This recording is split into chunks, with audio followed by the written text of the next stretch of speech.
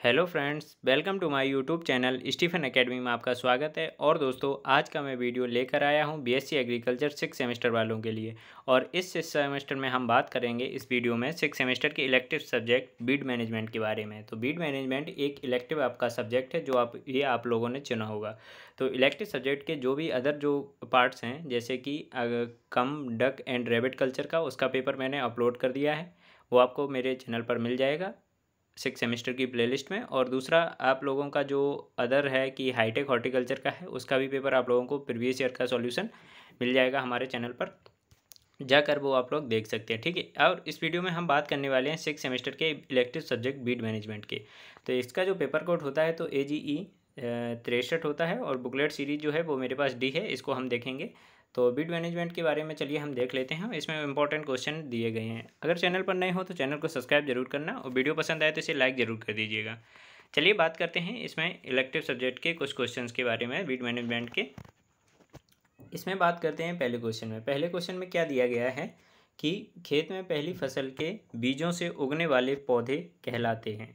तो खेत में पहली फसल के बीजों से उगने वाले जो पौधे होते हैं वे क्या कहलाते हैं? स्वयंसेवक पौधे, रोग पौधे, या एब्सोल्यूट प्लांट, या इनमें से कोई भी नहीं। तो वो जो पौधे होते हैं खेत में पहली फसल के बीजों से उगने वाले जो पौधे होते हैं उन्हें कहा जाता है स्वयंसेवक पौधे। ऑप्शन नंबर आपका ए नंबर सही होगा। नेक्स्ट क्वेश्चन पे बात करते हैं। तो नेक्स्ट क्वेश्चन आता है कि खरपतवार नियंत्रण की यांत्रिक विधियां हैं। तो यांत्रिक विधि है अथवा हैं, तो खरपतवार नियंत्रण की यांत्रिक विधियां कौन कौन सी होती हैं? हाथों से खरपतवार को उखाड़ना, खरपतवारों को काटना, पलवार, या उपयुक्त सभी। तो ये जो तीनों हैं, खरपतवारों को हाथों से उखाड़ना, खरपतवारों को काटना तथा पलवार करना, तो ये खरपतवार नियंत्रण की यांत्रिक विधियां हैं। ठीक है, इसका ऑप्शन नंबर आपका डी नंबर सही होगा। अगले क्वेश्चन की बात करते हैं। तो अगला क्वेश्चन आता है कि खरपतवार नियंत्रण की शस्य विधि या विधियां हैं।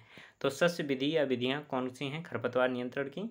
तो फसल चक्र, फसलों की चयन तथा निस्तेज बीज सैया, या उपयुक्त डी। तो इसमें जो ऊपर तीनों दिए गए हैं, फसल चक्र, फसलों का चयन तथा निस्तेज बीज सैया, तो इसका ऑप्शन नंबर आपका डी नंबर सही होगा, उपयुक्त सभी। ठीक है, ऑप्शन नंबर आपका डी नंबर राइट होगा।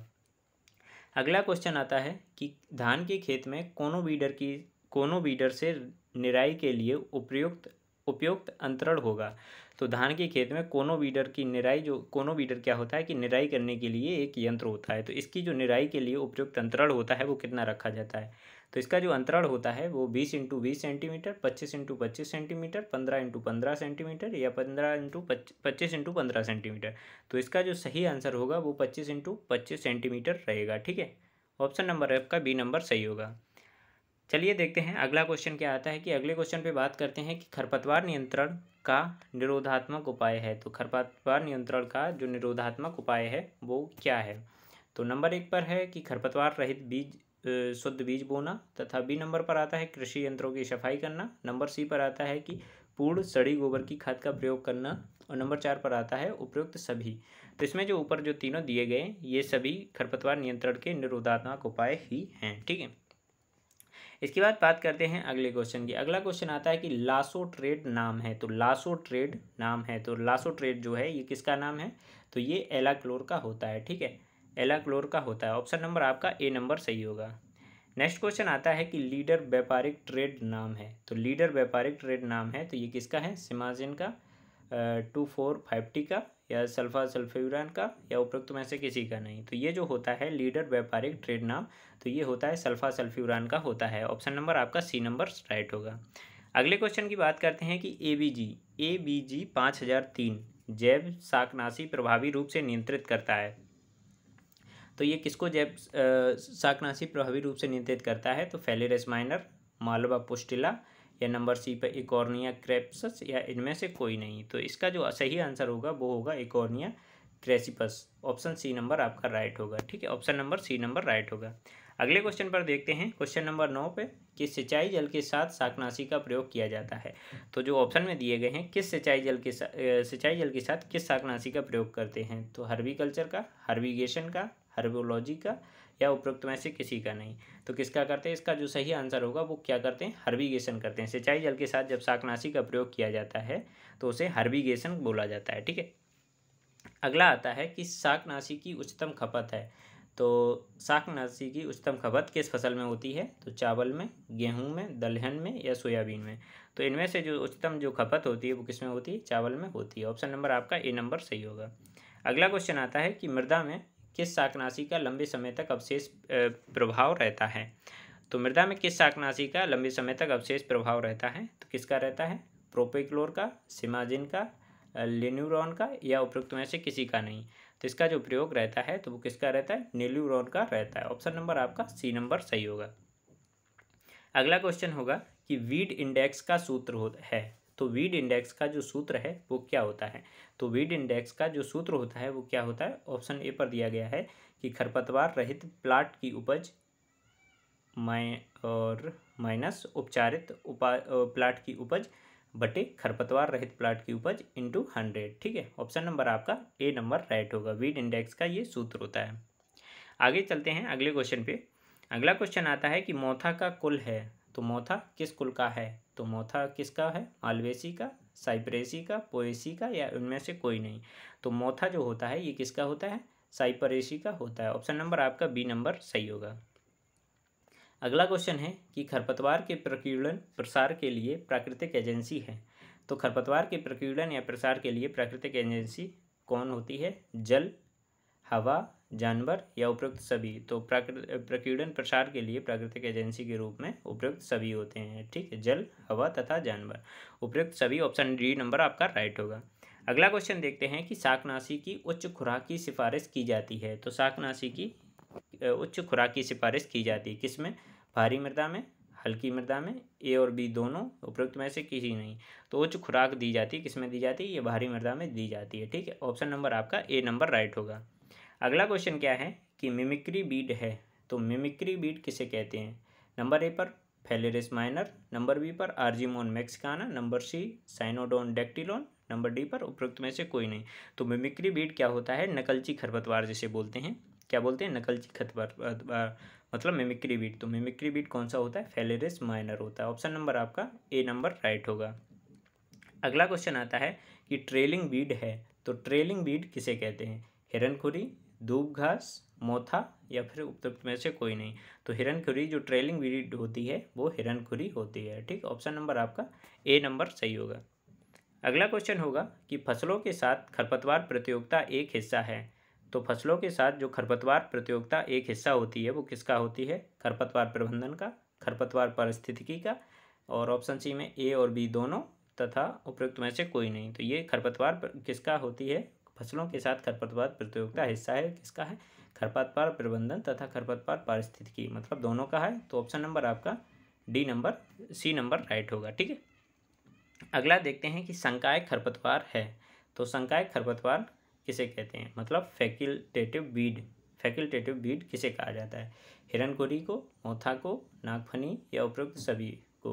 तो किसे कहते हैं? तो जो संकाय खरपतवार होता है वो क्या होता है? नागफनी होती है। ठीक, ऑप्शन नंबर आपका सी नंबर राइट होगा।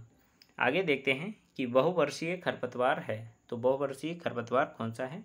नंबर ए दूब घास, नंबर बी मोथा, नंबर सी कांस तथा उपयुक्त डी में उपयुक्त सभी। तो बहुवर्षीय जो खरपतवार होते हैं वो उपयुक्त सभी हैं। कौन कौन से? दूब घास, मोथा तथा कांस, ये सभी बहुवर्षीय खरपतवार पेरेनियल वीड्स कहे जाते हैं। अगला क्वेश्चन आता है 2,4-D है। 2,4-D है तो 2,4-D एक क्या है? नंबर एक पर वर्णात्मक शाकनाशी, नंबर बी पर अवर्णात्मक शाकनाशी, नंबर सी पर मृदा धूम्रक या डी में उपयुक्त में से कोई नहीं। तो 2,4-D किस प्रकार का हर्बिसाइड होता है? तो ये सिलेक्टिव हर्बिसाइड वर्णात्मक शाकनाशी कहलाता है। ऑप्शन ए नंबर सही होगा। अगला क्वेश्चन देखते हैं कि जैव शाकनाशी हैं। तो जैव शाकनाशी कौन से होते? बायो हर्बिसाइड किसे कहते हैं? डिवाइन, कोलेगो, बायोमाल या उपयुक्त सभी। तो इसका जो सही आंसर होगा वो तीनों होंगे, डिवाइन, कोलोगो, बायोमाल। ये सभी जो हैं कैसे हैं? बायो हर्बिसाइड की श्रेणी में आते हैं, जैव शाकनाशी। ठीक है, ऑप्शन डी नंबर आपका राइट होगा। अगला क्वेश्चन आता है कि हिरनखुरी के बीज का आयुकाल होता है। तो हिरनखुरी के बीज का जो आयुकाल होता है वो कितने वर्ष का होता है? नंबर ए 50 वर्ष, नंबर बी 40 वर्ष, नंबर सी पर 5 वर्ष, नंबर डी पर 20 वर्ष। तो हिरनखुरी के बीज का आयुकाल जो होता है ये 50 वर्ष होता है। ऑप्शन नंबर आपका ए नंबर सही होगा। अगला क्वेश्चन क्या है कि खरपतवारों और फसलों में प्रतियोगिता होती है। तो किस प्रकार की प्रतियोगिता होती है? तो ये होती है नंबर ए पर पोषक तत्वों के लिए, नंबर बी पर नमी के लिए, नंबर सी पर प्रकाश के लिए, नंबर डी पर उपयुक्त सभी के लिए। तो ये जो होती है खरपतवार प्रतियोगिता होती है किसके लिए? उपयुक्त सभी के लिए होती है। ऑप्शन नंबर आपका डी नंबर सही होगा। अगला क्वेश्चन क्या है कि अगला क्वेश्चन आता है कि सत्यानाशी के बीज का रंग व आकार किस फसल के बीज से मिलता है? तो सत्यानाशी के बीज का आकार एवं रंग किस फसल से बीज से मिलता है? नंबर ए मसूर, नंबर बी सरसों, बरसीम तथा बाजरा। तो किस फसल से मिलता है? तो ये सरसों से मिलता है, सरसों के बीज से मिलता है। ऑप्शन बी नंबर सही होगा। ठीक है, अगला क्वेश्चन आता है किस खरपतवार से साइलेज बनाया जा सकता है? तो किस खरपतवार से साइलेज बनाया जा सकता है? नंबर ए जलकुंभी, नंबर बी लटजीरा, नंबर सी भांग तथा नंबर डी पर मोथा। तो किससे बनाया जाता है साइलेज? जो बनाने में काम आता है किसका आता है? मोथा का होता है। ऑप्शन नंबर आपका डी नंबर सही होगा। अगला क्वेश्चन आता है कि अधिकतर खरपतवारों में जीवन क्रिया कितने डिग्री सेल्सियस पर नष्ट हो जाती है? तो अधिकतर जो खरपतवारों की जो जीवन क्रिया होती है उनका टेम्परेचर कितना होता है मैक्सिमम? ए नंबर पर 25 से 30 डिग्री, बी नंबर पर 45 से 55 डिग्री, सी नंबर पर 35 से 45 डिग्री या डी नंबर पर उपयुक्त में से कोई नहीं। तो अधिकतर खरपतवारों की जीवन क्रिया 45 से 55 डिग्री सेल्सियस तापमान पर नष्ट हो जाती है। ऑप्शन नंबर बी नंबर सही होगा। अगला क्वेश्चन है कि फेलेरस माइनर को नष्ट करने के लिए 2 से 3 वर्षों तक खेत में कौन सी फसल उगाई जाती है? तो फेलेरस माइनर को नष्ट करने के लिए 2 से 3 वर्षों तक गेहूँ, जौ, बरसीम और जई। तो कौन सी फसल को उगाते हैं? तो बरसीम को उगाते हैं। ऑप्शन नंबर आपका सी नंबर सही होगा।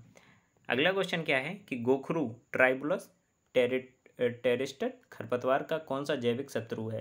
तो इसका जैविक शत्रु कौन सा होता है? नंबर 1 पर मछली, नंबर बी पर आता है माइकोलेरियस लाइपर्सिफॉर्मिस, नंबर सी पर बदक, नंबर डी पर उपयुक्त में से कोई नहीं। तो इसका गोखरू का जो खरपतवार का जो जैविक शत्रु है वो कौन सा होता है? माइकोलेरियस लाइपर्सिमरिस। ऑप्शन नंबर आपका बी नंबर सही होगा। अगला क्वेश्चन आता है कि नागफनी के नियंत्रण हेतु प्रमुख कीट हैं। तो प्रमुख कीट नागफनी के नियंत्रण हेतु कौन सा है? नंबर 1 पर आता है कैलेक्टोब्लास्टिस कोक्टोरियम, नंबर बी पर आता है अलीसेला जैक्टोनिला, नंबर सी पर आता है चेलिनीडिया टेबुलाट, नंबर डी पर आता है उपयुक्त सभी।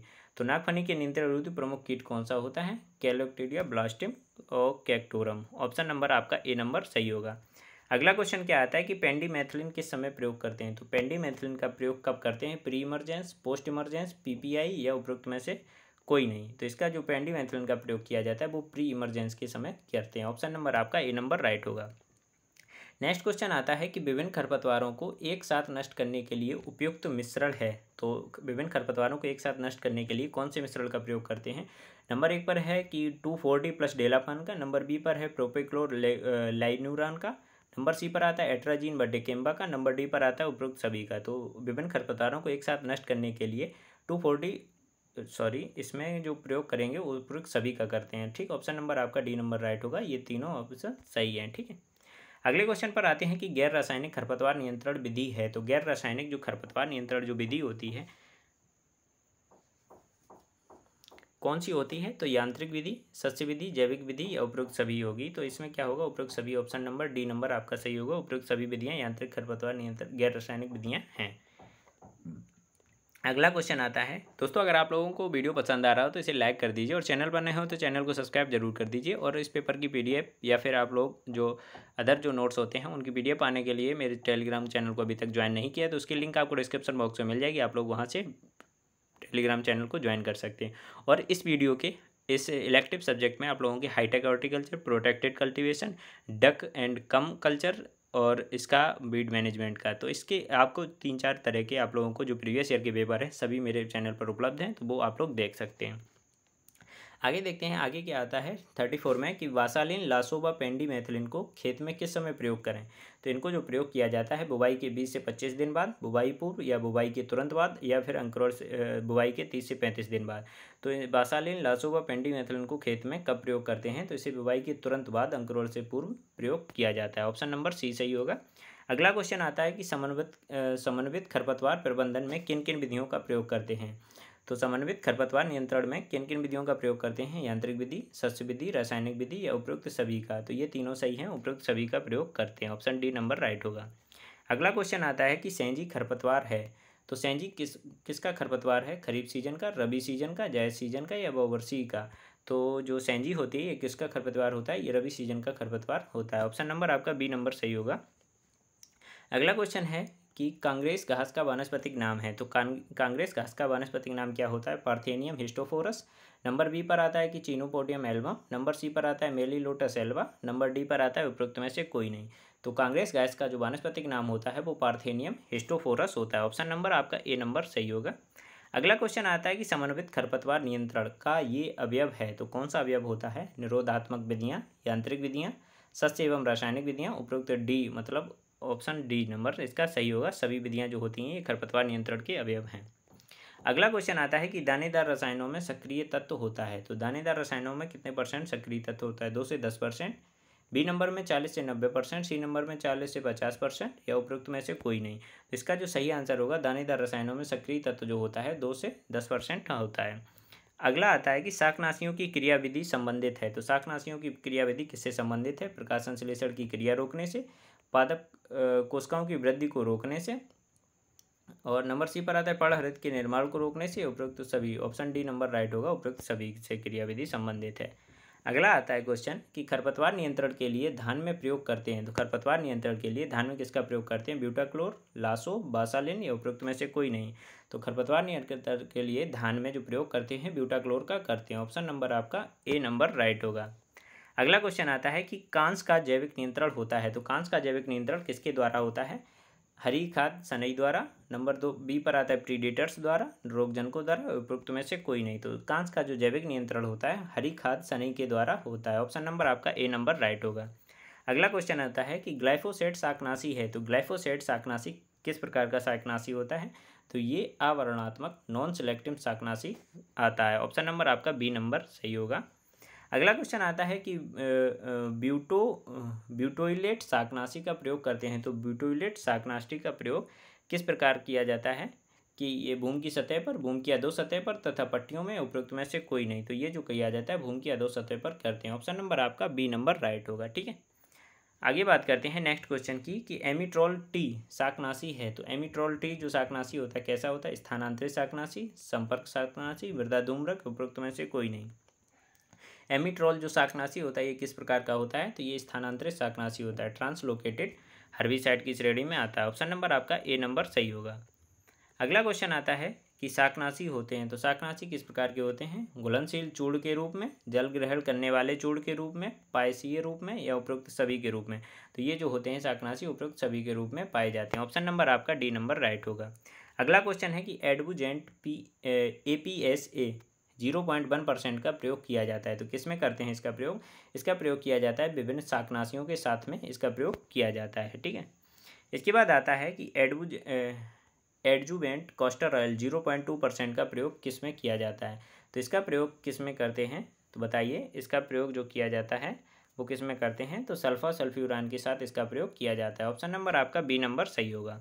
नेक्स्ट क्वेश्चन पर चलते हैं, तो इसमें आता है कि ट्राइजिंग समूह में महत्वपूर्ण शाकनाशी है, तो ट्राइजिंग समूह में महत्वपूर्ण शाकनाशी कौन सा होता है? एट्राजिन, सिमाजिन या प्रोमेट्रॉन या उपरोक्त में से सभी। तो ये जो सभी हैं ये सभी ट्राइजिंग समूह में महत्वपूर्ण शाकनाशी होते हैं। अगला आता है कि कौन सा शाकनाशी मृदा इंजेक्शन विधि द्वारा दिया जाता है, तो कौन सा जो शाकनाशी होता है मृदा इंजेक्शन विधि द्वारा दिया जाता है? तो कार्बन डाइसल्फाइड, इथाइलिन, बर्नोलेट या उपरोक्त सभी। तो ये जो तीनों दिए गए हैं ये सभी मतलब मृदा इंजेक्शन विधि द्वारा दिए जाते हैं। अगला क्वेश्चन आता है कि एक फसल की बुवाई के तुरंत बाद शाकनाशी का प्रयोग किया जाता है, तो ये है कहलाता है। तो एक फसल की बुवाई के तुरंत बाद शाकनाशी का प्रयोग जो कहलाता है उसे क्या बोलते हैं? उसे प्री इमरजेंस बोलते हैं। क्या बोला जाता है? प्री इमरजेंस कहते हैं। ऑप्शन नंबर आपका ए नंबर सही होगा। नेक्स्ट क्वेश्चन की बात करते हैं दोस्तों। अगर आप लोगों को वीडियो पसंद आ रहा हो तो इसे लाइक कर दीजिए और जल्दी से वीडियो, अगर चैनल पर नए हो चैनल को सब्सक्राइब जरूर कर दीजिएगा। और आप लोगों को इसी प्रकार के वीडियो हमारे चैनल पर लगातार मिलते रहेंगे। इस सब्जेक्ट से रिलेटेड आप लोगों के और भी वीडियो आप लोगों को जरूर प्रोवाइड कराए जाएंगे। ठीक है, आगे बात करते हैं कि किसी तरह से शाकनाशी प्रभाव को बढ़ाने में सक्षम रसायन को कहा जाता है, तो उसे एडबुजेंट कहते हैं। क्या बोलते हैं? एडबुजेंट कहते हैं। ऑप्शन नंबर आपका सी नंबर सही होगा। अगला क्वेश्चन आता है कि बथुआ होता है, तो बथुआ किस प्रकार का खरपतवार होता है? तो ये चौड़ी पत्ती वाला खरपतवार बोला जाता है। ऑप्शन नंबर आपका ए नंबर सही होगा। अगला आता है कि आर्जीमोन मैक्सिकाना खरपतवार है, तो आर्जीमोन मैक्सिकाना जो खरपतवार होता है ये किस प्रकार का होता है? तो ये रबी सीजन का खरपतवार होता है। ऑप्शन नंबर आपका बी नंबर सही होगा। नेक्स्ट आता है कि मकोई एक खरपतवार है, तो मकोई जो है किस ऋतु का खरपतवार होता है, तो ये जायद सीजन का खरपतवार बोला जाता है। ऑप्शन नंबर आपका सी नंबर राइट होगा। अगले क्वेश्चन में देखते हैं कि जलीय खरपतवारों को लेजर किरणों द्वारा नियंत्रण करने की विधि जो विकसित की गई, ये कहाँ पर विकसित हुई थी? भारत में, अमेरिका में, जापान में या उपरोक्त में से कोई नहीं। तो ये जो लेजर किरणों द्वारा नियंत्रण किया जाता था, कहाँ पर किया जाता था? ये अमेरिका में सबसे पहले शुरू हुआ था। ऑप्शन नंबर आपका बी नंबर सही होगा। अगला क्वेश्चन आता है कि जैविक विधि से बंजर भूमियों के खरपतवार नियंत्रित किए जा सकते हैं। तो जैविक भूमियों से बंजर भूमियों के खरपतवार नियंत्रित किए जा सकते हैं, तो कौन से? तो ये चारागाहों का विकास करके किए जा सकते हैं। ऑप्शन नंबर आपका ए नंबर सही होगा।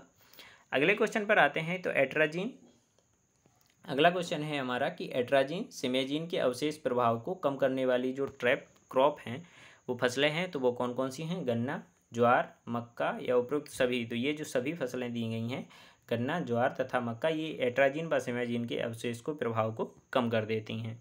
अगला क्वेश्चन आता है कि मृदा जीवाणुनाशक है, तो मृदा जीवाणुनाशक कौन से हैं? एट्राजीन, सिमाजीन या न्यूबोरॉन या उपरोक्त में से सभी। तो ये जो सभी दिए गए हैं, ये एट्राजीन, सिमाजीन व न्यूबोरॉन, तो ये सभी मृदा जीवाणुनाशक के होते हैं। ऑप्शन डी नंबर आपका सही होगा। अगला क्वेश्चन होता है कि मृदा धूम्रक हैं, तो मृदा धूम्रक जो होते हैं वो कौन कौन से होते हैं? तो ये मिथाइल ब्रोमाइड, कार्बन डाइसल्फाइड या क्लोरोपिक्रिन या उपरोक्त में से सभी। तो ये जो सभी दिए गए हैं, ये सभी मृदा धूम्रक की श्रेणी में आते हैं। ठीक है दोस्तों, इस सब्जेक्ट से रिलेटेड आप लोगों को वीडियो अभी और भी प्रोवाइड कराए जाएंगे। जरूर जो चैनल पर आप लोग लगातार बने रहिए। वीडियो पसंद आया तो लाइक करिए। मिलते हैं आप लोगों को नेक्स्ट वीडियो में नेक्स्ट टॉपिक के साथ। तब तक के लिए धन्यवाद।